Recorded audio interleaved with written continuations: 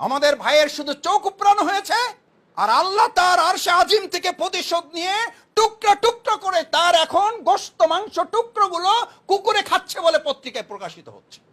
আমাদের সোহানের মা সেদিন কেঁদেছে, আজকে তাদের মেয়েরা রাস্তায় কাঁদছে আর বলছে আমাদের পুরা শরীর দরকার নাই, এক টুকরো মাংস হলেও চলবে। ফাআলুল লিমা ইউরিদ। তারা ষড়যন্ত্র করছে আর আল্লাহ পরিকল্পনা করছে। আল্লাহর পরিকল্পনার কাছে ওদের সকল ষড়যন্ত্র একসময় মানুষের কাছে প্রকাশিত হবে এবং লাঞ্ছিত হবে। শহীদ সোহান ভাইয়ের আব্বার সাথে গত কয়েকদিন আগে আমি এই পল্টন টাওয়ারে আমার সাথে দেখা হয়েছে। ঝিনাইদহের সোহান ভাই জড়িয়ে ধরে শুধু এটুকু বলছে যে মাসুদ ভাই আপনারা থাকলে আমার আর পরিবার কি, আপনারাই তো আমার পরিবার, আপনারাই তো আমার পরিবার। আমরা কেউ ভবিষ্যৎ বক্তা নই, এটি আমাদের বৈশিষ্ট্য নয়, এই দায়িত্ব আমাদেরকে আল্লাহ দেন নাই। আমি ওই দিন সাথে একটা কথা বলেছিলাম, শ্রদ্ধেয় ভাইজান বয়স কাছাকাছি তো, কিছু বড় হবে, বেশি বড় হবে না, কারণ ওনার ছেলে যাকে শহীদ সোহান হত্যা করা হয়েছে মাত্র 16 বছর।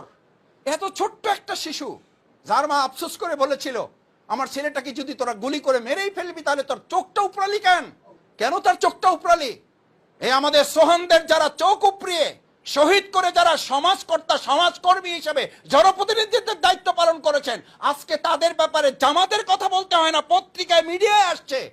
সন্দেহ করা হচ্ছে হয় চোরাকারবারির সাথে লিপ্ত, না হয় হুন্ডি ব্যবসার সাথে লিপ্ত, না হয় স্বর্ণ চালানের সাথে লিপ্ত। এই সমাজকর্মী দিয়ে বাংলাদেশ পরিচালিত হচ্ছে বলেই বাংলাদেশের আজকে এই দুরবস্থা। এখান থেকে বাংলাদেশ জামাত ইসলামী জামাত কর্মী এবং সমাজকর্মীর সমন্বয় করে এই জাতিকে উদ্ধার করার দায়িত্ব আমাদেরকে গ্রহণ করতে হবে। আমি সোহান ভাইয়ের বাবাকে সেদিন শুধু এতটুকু বলেছিলাম, ভাইজান অপেক্ষা করুন, ইন্নাহু হুয়া ইউবদি ওয়া ইউঈদ ওয়া হুয়াল গফুরুল ওয়াদুদ যুল আরশিল মাজিদ ফাআলুল লিমা ইউরিদ। তার কাউকে ফোন করতে হয় না, তার কারো কাছে দ্বারস্থ হতে হয় না। আমাদের ভাইয়ের শুধু চোখ উপড়ানো হয়েছে, আর আল্লাহ তার আরশে আজিম থেকে প্রতিশোধ নিয়ে টুকরা টুকরা করে তার এখন গোশত মাংস টুকরোগুলো কুকুরে খাচ্ছে বলে পত্রিকায় প্রকাশিত হচ্ছে। আমাদের সোহানের মা সেদিন কেঁদেছে, আজকে তাদের মেয়েরা রাস্তায় কাঁদছে আর বলছে আমাদের পুরা শরীর দরকার নাই, এক টুকরো মাংস হলেও চলবে। ফাআলুল লিমা ইউরিদ।